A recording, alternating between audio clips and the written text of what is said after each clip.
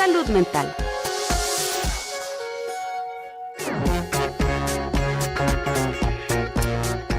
Muy bien, estamos aquí en Cooperativa Ciencia y queremos hablar de un tema que nos llama la atención, del que no tenemos mucha información y por eso, evidentemente, quisimos preguntarle a alguien que supiera. Nos referimos a los efectos o posibles efectos, no sabemos si hay evidencia acerca de aquello, del cambio climático en la salud mental de las personas. Y eso tiene que ver con, por ejemplo, la influencia del entorno. Sabemos que existen los trastornos estacionales, en fin. Bueno, vamos a preguntar a alguien que sabe en realidad. Vamos a conversar con Estefanela Costa Cordela. Ella es académica de la Universidad Diego Portales, es psicóloga, por cierto. Ella está conectada para conversar con nosotros. Estefanela, ¿cómo estás? Hola, buenos días. Bien, gracias. Oye, muchas gracias por acompañarnos y por ayudarnos a responder a esta pregunta, porque, como decía yo recién, efectivamente hemos hablado de las depresiones estacionales. Sabemos que no sé, el invierno tiene una influencia, la primavera tiene una influencia contra todo lo que uno pudiera pensar.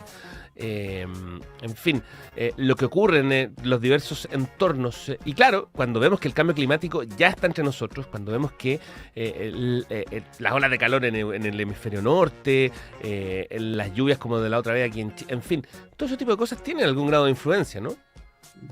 Sí, absolutamente.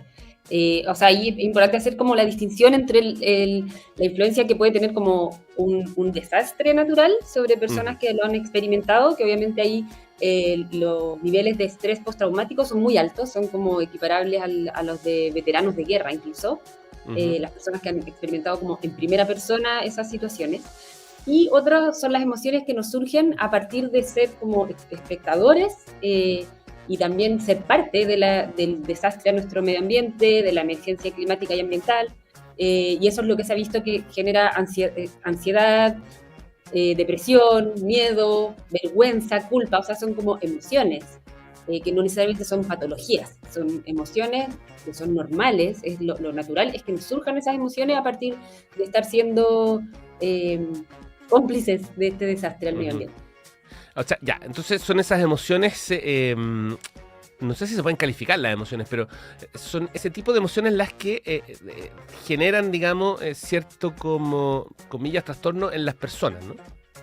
O sea, por eso te decía como que hay que hacer una distinción como de niveles, porque están estas emociones que de hecho se han puesto como de moda el término, por ejemplo, ecoansiedad, no sé si lo habías escuchado. No. Ya, como que hay como algunas emociones que se han puesto como, hay como en redes sociales y también en la investigación, pero muy comenzando recién, se están empezando a estudiar como emociones específicas relacionadas con el cambio climático. Y a esas se les ha llamado, por ejemplo, ecoansiedad, solastalgia, que es como tener como nostalgia de tu hogar, estando en tu hogar, pero dándote cuenta de que tu hogar ya no es lo mismo, como el mundo, tu entorno.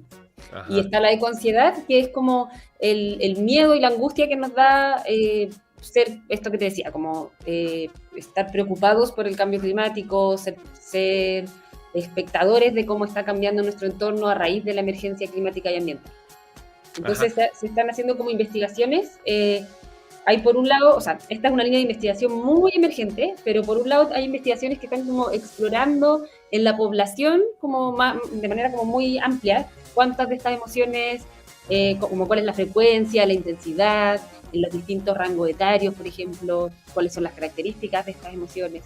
Y por otro lado está la parte como más patológica, que ahí ya es como estrés postraumático, problemas de salud mental, por ejemplo, si cuando hay una ola de calor aumentan las hospitalizaciones en hospitales psiquiátricos como por emergencias psiquiátricas, por ejemplo, se ha visto que aumenta. O esto que te decía del estrés postraumático, o el aumento en la depresión ligado con estos temas. Ajá. Ya, entonces efectivamente hay efectos, digamos, y eso responde en parte en la pregunta. Pero tú me dijiste que había niveles. Eso significa que hay la distinción tiene que ver primero con las emociones y después con las patologías. Claro, sí. O sea, esa es una distinción que podríamos hacer. Como que un efecto serían como estas emociones que la mayoría de las personas estamos experimentando actualmente. O sea, más de la mitad de la población se sabe que experimentan algún grado, que no alcanza a ser patológico, emociones ligadas a la emergencia climática y ambiental. Y por otro Ajá. lado tenemos, pero eso tiene que ver como con, en el fondo, es como por estar viviendo no en primera persona los efectos del cambio climático. Y después están las personas que les ha tocado experimentar en primera persona los efectos del cambio climático, como las personas que han estado en inundaciones grandes, en olas de calor muy grandes, o incluso que han tenido que irse del lugar donde vivían por la sequía, por ejemplo. Y eso se ha visto que presentan altos niveles de estrés postraumático. Ya. Eh, para quienes, o sea, hagamos la descripción de ambos. Primero están aquellos que no lo viven directamente, no en primera persona, pero sí de alguna forma lo perciben, lo sienten. Ahí me imagino que la información juega un rol fundamental, ¿no? Sí, exacto, tal cual. Ajá, La formación a la que estamos expuestos. ya.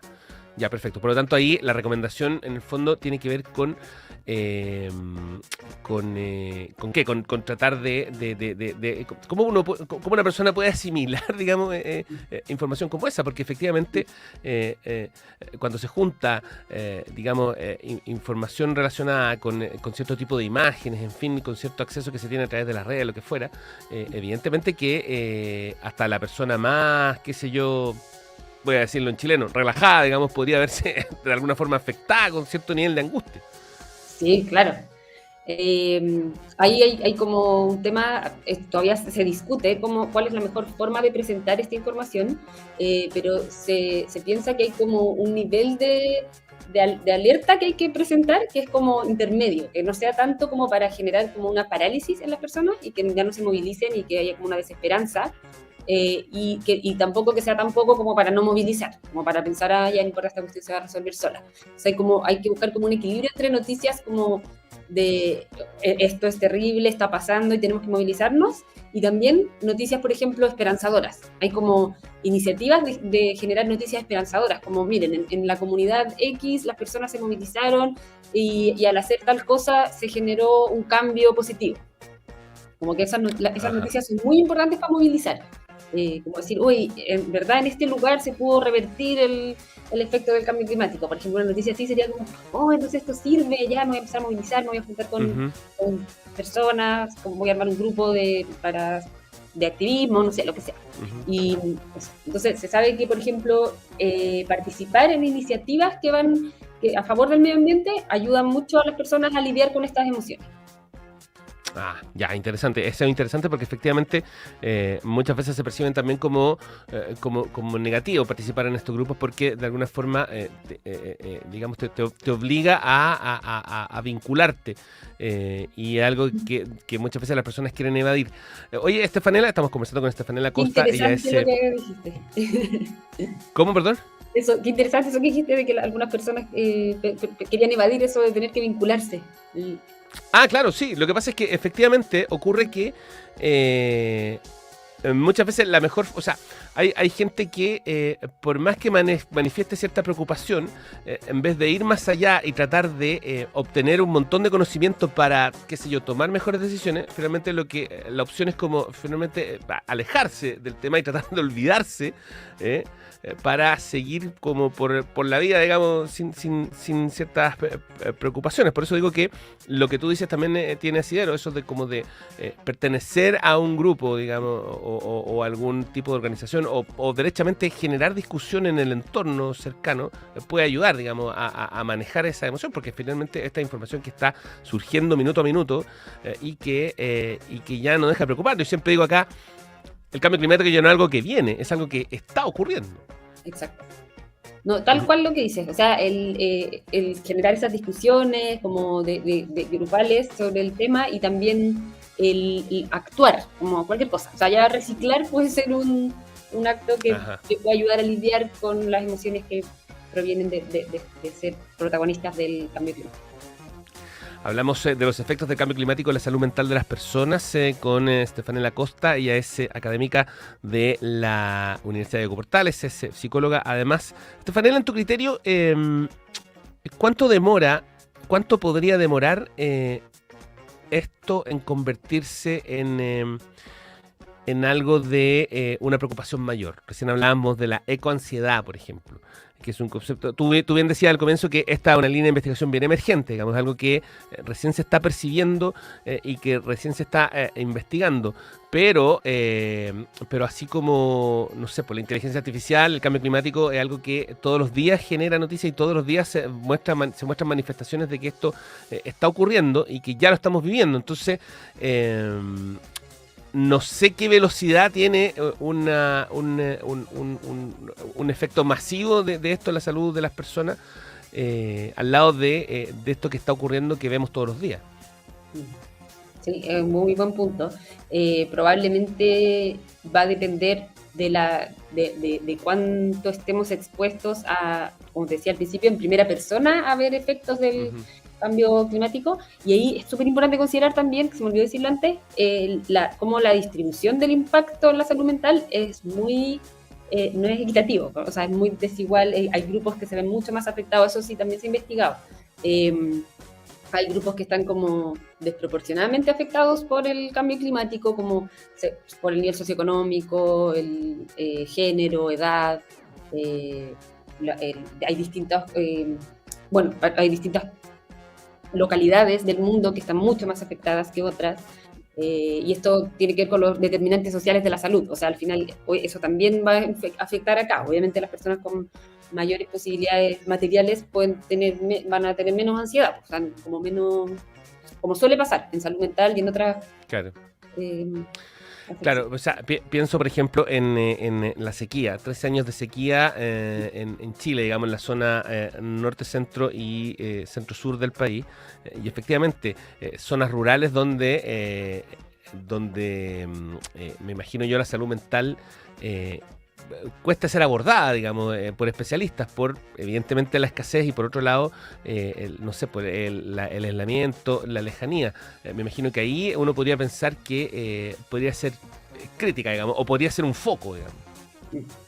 Claro, de todas maneras, como donde hay también hay menos posibilidades de sobrevivir. O sea, si uno no tiene las condiciones materiales para pensar que puede buscar otro lugar o cuánto está uno arraigado a su tierra también, como hay como comunidades que tienen una relación con su entorno mucho más potente que la que podemos tener tal vez muchas de las personas que vivimos en las ciudades y que nos hemos movilizado, o sea, nos hemos como cambiado de ciudad varias veces, no sé.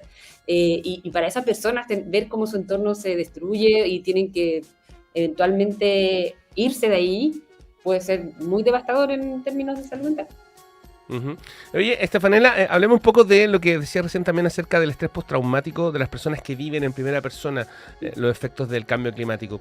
Por ejemplo, la sequía de que decíamos recién, por ejemplo, qué sé yo, algún tipo de desastre en el que se haya visto afectado por efecto de la naturaleza. Aquí evitamos hablar de desastre natural porque creemos que los desastres no son naturales, los desastres los provoca el hombre por tratar de intervenir la naturaleza, pero se entiende, digamos, el concepto. Ahí me imagino que, o sea, ¿cuáles son los signos que alguien tendría que detectar para darse cuenta de que está siendo afectado mayormente por una situación de ese tipo? Son más o menos los mismos síntomas de cualquier otro estrés postraumático. Esto es como el evento, lo que cambia es como el evento que lo gatilla, pero no la sintomatología. La sintomatología sería la misma que en cualquier evento de estrés postraumático, o sea, y tiene que ver con tener dificultades para dormir, tener dificultades para hacer las actividades que uno hace habitualmente o sea, hacerlas de la misma manera que las hacía antes, tener como flashbacks del evento traumático en sí, estar como en un estado de alerta más alto, como con temor.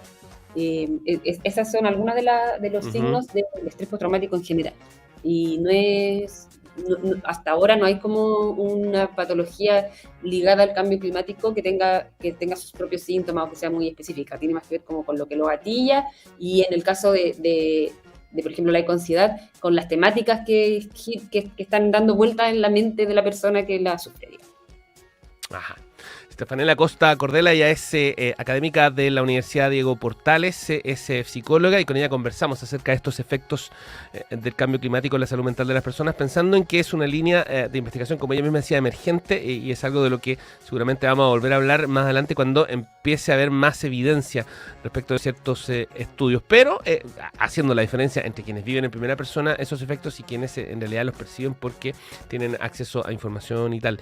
Oye, Estefanela, bueno, se nos queda en el tintero, pero lo vamos a conversar más adelante.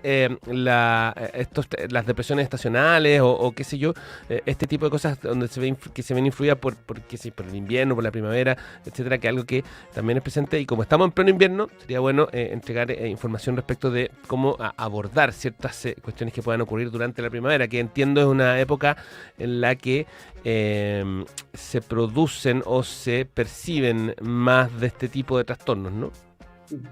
Sí. Ya, entonces... ¿Quieres que hablemos de ese tema? No, después, es que se nos acabó el tiempo, pero, pero sí, pero por eso te decía, claro, lo vamos a dejar para otra oportunidad, para profundizar en eso, porque nos parece que vale la pena. Así que, Estefanela Costa Cordela, muchas gracias por conversar con nosotros. No, gracias a ustedes por la invitación. Que esté muy bien. Chao, chao. Chao.